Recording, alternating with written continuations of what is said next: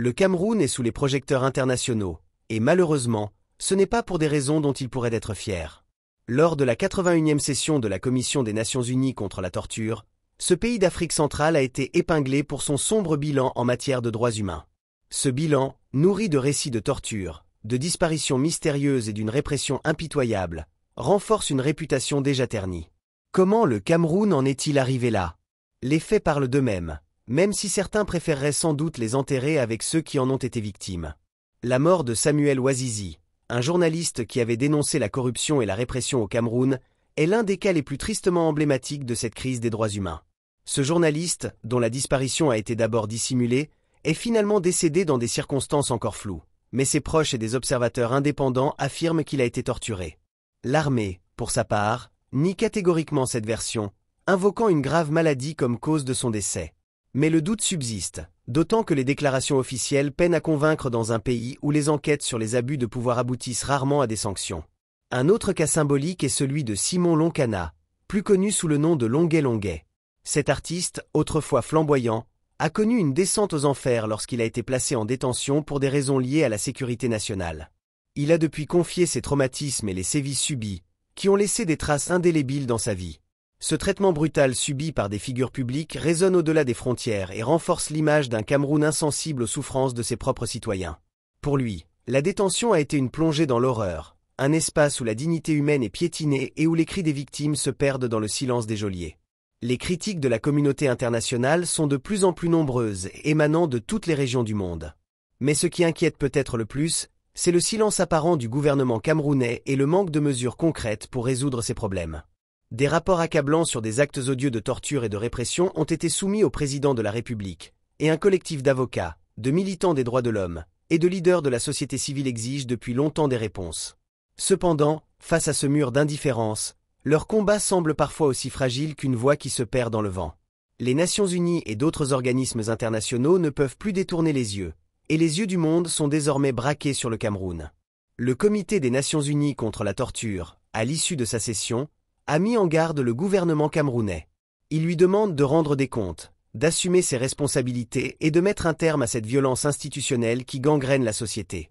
Ces avertissements sont clairs. En l'absence de réforme, le Cameroun pourrait se voir infliger des sanctions, voir son image internationale se dégrader davantage, et perdre le peu de crédibilité qui lui reste sur la scène diplomatique. Cette crise des droits humains au Cameroun ne concerne pas seulement les personnes directement impliquées. Elle est le reflet d'une société où les libertés fondamentales sont mises à mal, où la liberté d'expression est un privilège réservé à ceux qui savent rester en silence, où la sécurité personnelle devient un rêve lointain pour ceux qui osent défier l'autorité. Elle rappelle aux citoyens camerounais qu'ils sont vulnérables, que leurs droits sont suspendus à un fil, et que leur propre gouvernement, qui devrait être leur protecteur, est souvent l'acteur principal de leur souffrance. Documenter ces violations des droits de l'homme est un acte de courage en soi, dans un contexte où les autorités cherchent souvent à dissimuler les preuves de leurs agissements. Pourtant, des organisations non gouvernementales, des journalistes indépendants et des défenseurs des droits humains risquent tout pour dévoiler la vérité. Leurs récits, souvent glaçants, révèlent les détails d'une violence quotidienne, omniprésente, qui ne laisse aucune chance aux individus pris dans l'engrenage du système répressif. Les survivants de cette violence, quand ils parviennent à en sortir, témoignent des séquelles qu'ils portent, tant physiques que psychologiques, et ils exhortent la communauté internationale à réagir avant qu'il ne soit trop tard. Au fil des années, l'image du Cameroun s'est détériorée, laissant place à une réputation qui fait désormais office de stigmate. Ce pays, autrefois perçu comme un modèle de stabilité dans une région souvent troublée, est désormais vu comme un État qui bafoue les droits de l'homme, qui réduit au silence ceux qui osent s'exprimer, et qui traite avec mépris les appels au changement. La réputation internationale du Cameroun en matière de respect des droits humains est peut-être l'un des indicateurs les plus sombres de l'état actuel de la gouvernance et de la justice dans ce pays. Les pressions internationales continuent d'augmenter, et le temps des demi-mesures est révolu. Le Cameroun se trouve aujourd'hui à un carrefour crucial de son histoire, un moment où il doit choisir entre la continuité de la répression et la promesse d'une réforme authentique. Ce choix ne peut être ignoré, car il déterminera non seulement l'avenir de millions de Camerounais, mais aussi la place de ce pays sur la scène mondiale. S'il continue sur cette voie, il risque de se retrouver encore plus isolé, privé du soutien de la communauté internationale et de la confiance de son propre peuple. Les réformes nécessaires sont multiples et doivent s'attaquer aux racines mêmes de cette crise. Il faut repenser le rôle de la sécurité militaire, mettre fin aux pratiques de torture, établir une justice véritablement indépendante et garantir la liberté d'expression. Cela implique un engagement sincère de la part des dirigeants camerounais, un engagement qui ne se contentera pas de mots mais qui se traduira par des actions visibles et durables. Cela implique également une pression constante de la part de la société civile, des défenseurs des droits humains et de chaque citoyen conscient de l'importance de cette lutte. Le peuple camerounais mérite mieux que la peur, le silence et l'injustice. Il mérite un gouvernement qui respecte ses droits fondamentaux, qui considère chaque citoyen comme une personne digne de respect et de protection. Le Cameroun a les ressources, la résilience et la volonté de surmonter cette crise. Mais cela ne sera possible que si ses dirigeants acceptent de faire face à leurs responsabilités.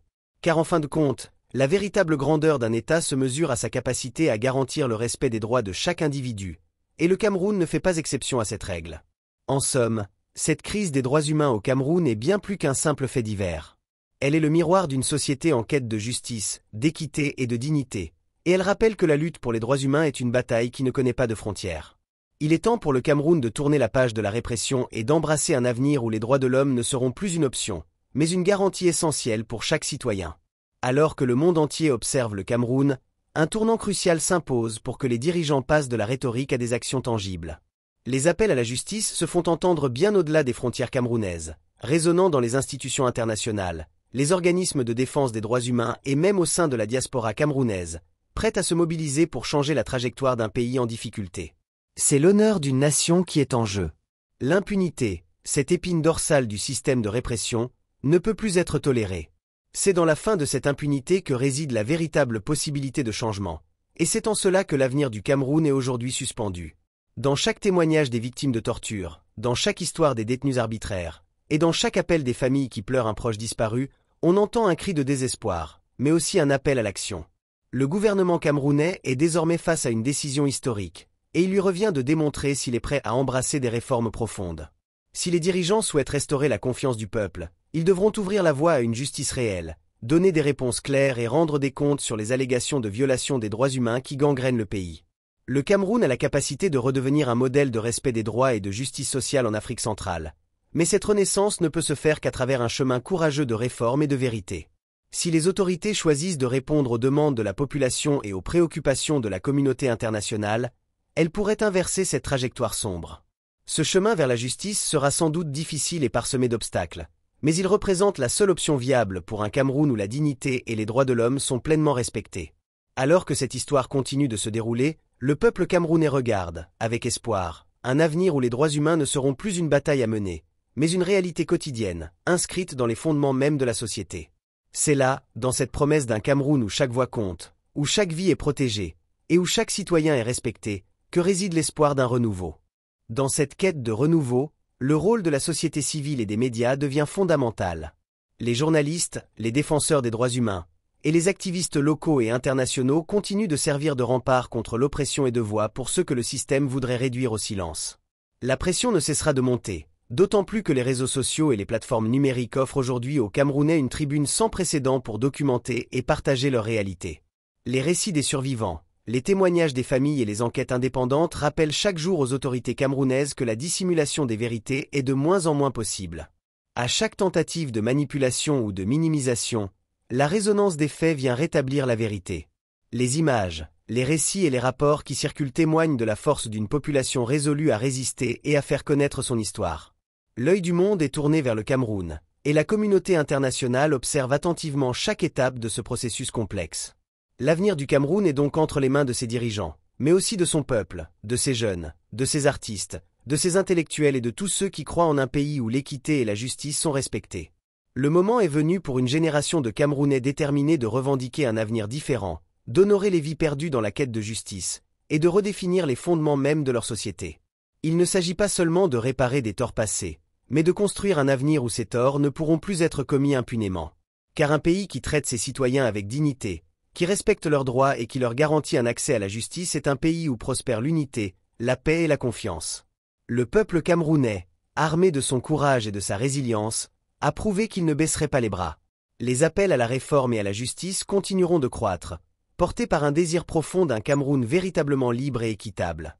Ainsi, cette quête de justice, en dépit des nombreux défis, pourrait bien devenir le socle d'une nouvelle ère, celle d'un Cameroun où les droits humains sont le pilier d'une société enfin apaisée.